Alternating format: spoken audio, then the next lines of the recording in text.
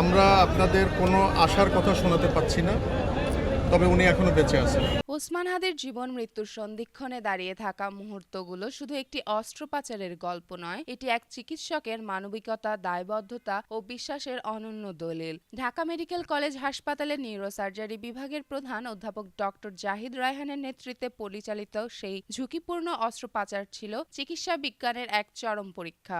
অপারেশনের দিন নিজের অনুভূতি প্রকাশ করে ডক্টর জাহিদ রায়হান ফেসবুকে লেখেন, কে জানতো আজকে তাকে বাঁচানোর চেষ্টায় ছুরি হাতে আমাকে ওটিতে দাঁড়াতে হবে। হে আল্লাহ, ওসমান হাদির জন্য যা ভালো তুমি তাই করো। এই সংক্ষিপ্ত কথার মধ্যেই ধরা পড়ে এক চিকিৎসকের অসহায় প্রার্থনা ও দায়িত্বের ভার। হাতি ঢাকা মেডিকেলে ভর্তি হওয়ার পর থেকেই তার অবস্থা ছিল অত্যন্ত সংকটাপূর্ণ। ডক্টর জাহিদ রায়হান তখনই জানান, হাদির কন্ডিশন ছিল ক্রিটিক্যাল বলতে যা বোঝায় তাই। ব্রেন ইনজুরি বলতে যা বোঝায়। হাসপাতালে আনার পরেও তার সাইন অফ লাইফ প্রায় ছিল না বললেই চলে। আশার কথা যেটা, যে সাইন অফ লাইফ যেটা বলে, জীবনের চিহ্ন, এটা ওনার ভেতরে এখনো আছে।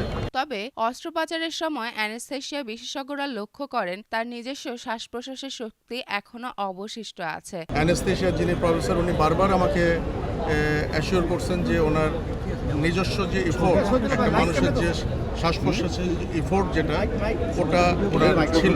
অপারেশন চলাকালে হাদির দুইবার কার্ডিয়াক অ্যারেস্ট হয়। শুরু হয় প্রচুর রক্তক্ষরণ, নাক ও মুখ দিয়েও রক্তপাত হতে থাকে। এই ভয়াবহ পরিস্থিতি সম্পর্কে ডক্টর জাহিদ রায়হান স্পষ্ট করে বলেন, আমরা কোনো আশার কথা বলবো না, উনি এখনো বেঁচে আছেন, বাকিটা আল্লাহর ইচ্ছা।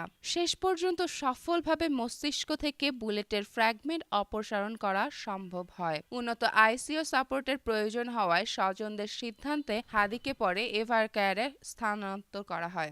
অধ্যাপক ডাক্তার জাহিদ রায়হান বর্তমানে ঢাকা মেডিকেল কলেজ হাসপাতালের নিউরোসার্জারি বিভাগের প্রধান হিসেবে দায়িত্ব পালন করছেন। এছাড়া তিনি বিএনপির রাজনীতির সঙ্গে যুক্ত এবং দলটির সমর্থিত চিকিৎসকদের সংগঠন ডক্টরস অ্যাসোসিয়েশন অব বাংলাদেশ ড্যাবের কার্যকরী পরিষদের সদস্য। বাম দিকে কানের ওপর দিয়ে ঠিক গুলিটা ঢুকছে এবং ডান দিক দিয়ে বের হয়ে গেছে।